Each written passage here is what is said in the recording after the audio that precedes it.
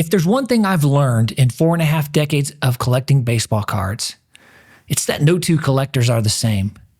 Everyone brings their own perspective, motivations, and reasons to this deeply personal hobby. In this video, I look at some of the different ways I've collected over the years and how they connect us to the game, its players, and each other.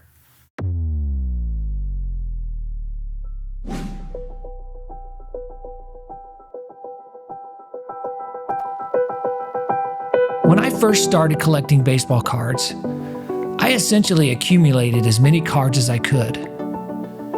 I found joy in the process of collecting in itself. There was a quiet sense of satisfaction and accomplishment just to add new cards to my collection. At the time, it wasn't about the star power of the player or the rarity of the card. It was about the quantity.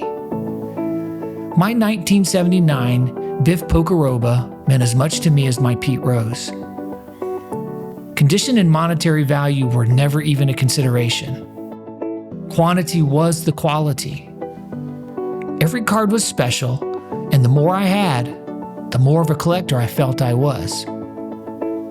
Each new pack of cards fostered a personal sense of growth. One stack turned into two into four, and soon I had an entire shoebox full. I was a true collector, and I have never forgotten that feeling. My perspective changed as my collection grew. The box of cards I had, which was great at first, felt less meaningful.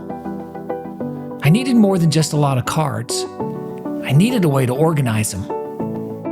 That's when I started my first set builds, the 1979 and 1980 tops. I began hunting specific cards, and both sets provided checklists that were treasure maps guiding me one player and one card at a time.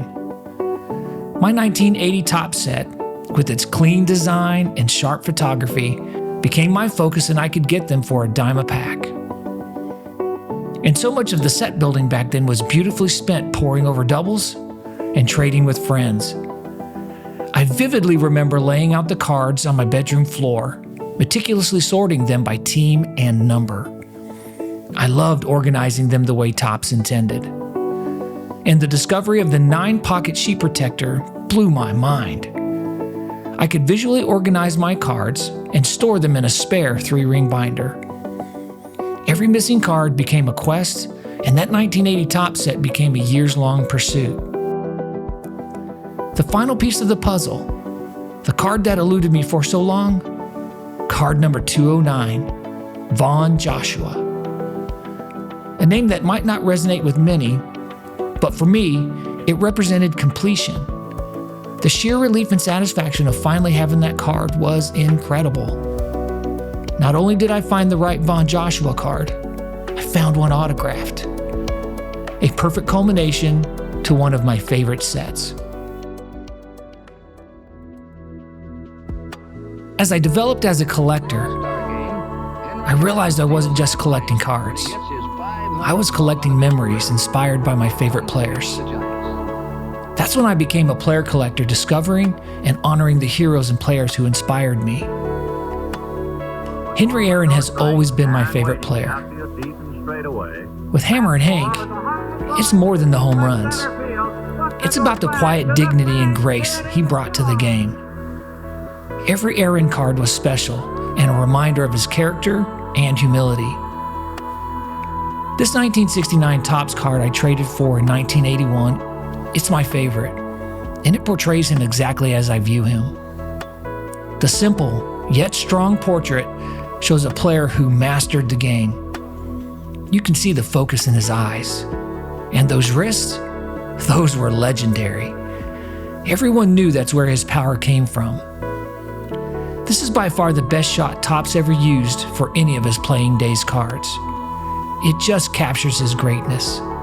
And that Braves uniform, a perfect mix of his Milwaukee roots and the new Atlanta era. Just perfect. Another Brave, Dale Murphy. He was the player of the 80s. His 308 home runs, 5 gold gloves, and back-to-back MVPs are a testament to his dominance. TBS pushed him into my living room nearly every night for 6 months out of the year, and he's a big part of my passion for the Braves. The way he approached the game, the way he played the game, the way he carried himself on and off the field. He's still one of my favorite players, and I love collecting his cards. My favorite is this 1984 Donruss.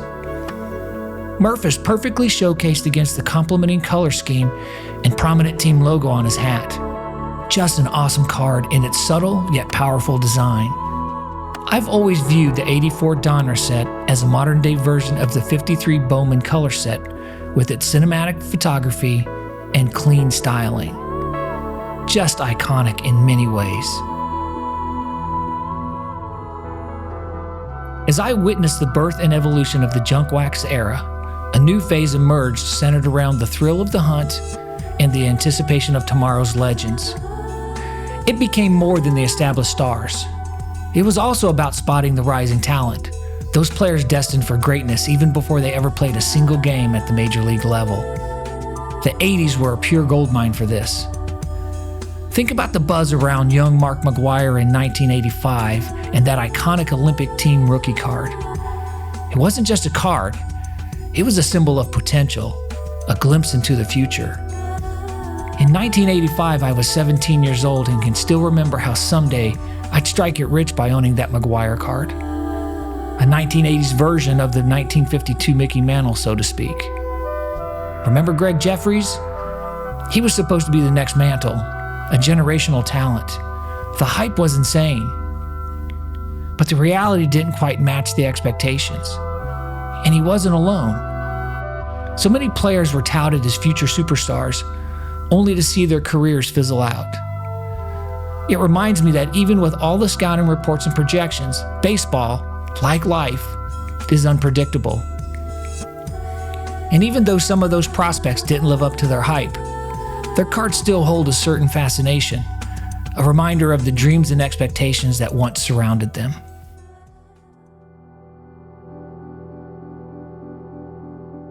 Over time, I realized chasing prospects took me away from why I enjoyed collecting cards.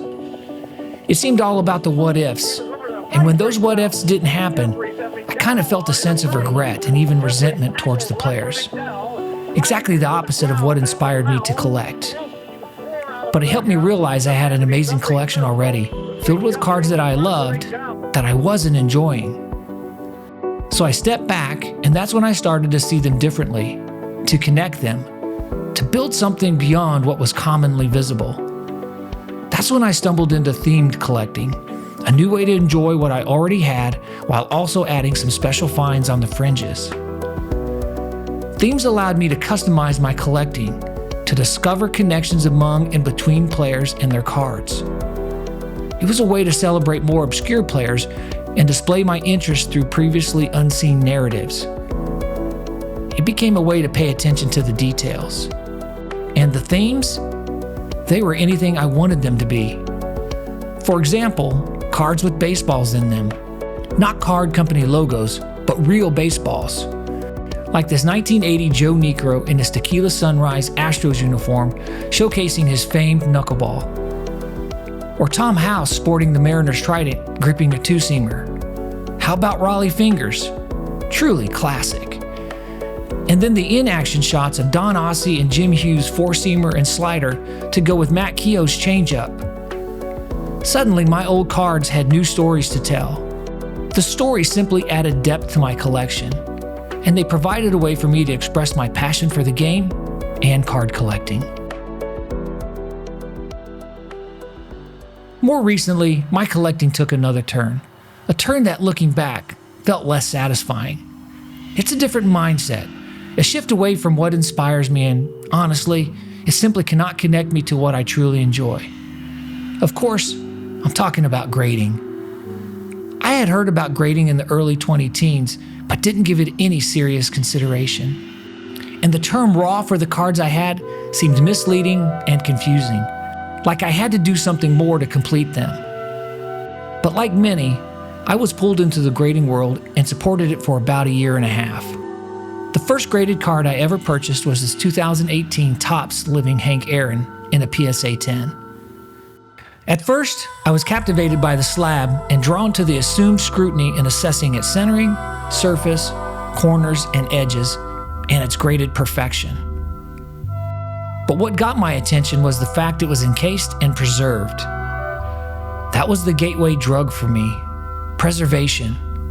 I had an entire collection just waiting to be preserved, including priceless cards from my dad. At first, the grades didn't seem to matter, but I quickly found myself scrutinizing every card, inspecting them with a loupe, and predicting how they would grade. Professional grading had moved the focus from the intrinsic joy of ownership to the extrinsic pressures of valuation and perceived market value, even with cards I knew were never going to leave my collection. When PSA bought SGC, that finally broke me and brought me back to the realization of why I collect. It has always been and always will be about the card itself, the image, the player, the memory, not the number on the slab.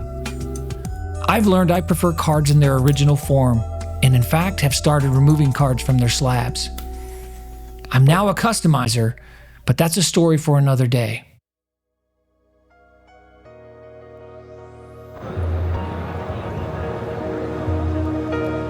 Like I said at the beginning, no two collectors are the same. I think I finally understand what that means. It's not just about what cards we collect, it's about why. I started out just wanting cards, any cards. That naturally grew into building sets and the desire to complete something.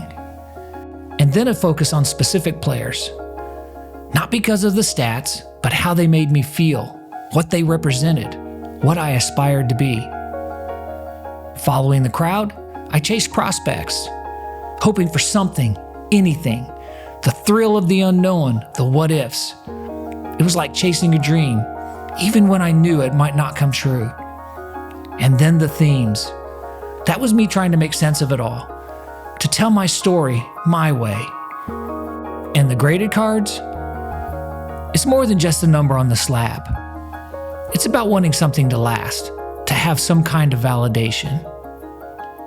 The thing is, we're all accumulators, set builders, player collectors, prospectors, themesters, graders, and much more. We're all these things uniquely combined. We're all just finding our way. And we're seen as others want to see us. And maybe that's what makes this whole thing okay. It's not about being one thing. It's about being us. And in the end, no two us's are ever the same. So thanks for stopping by. And remember, keep fueling the friendships.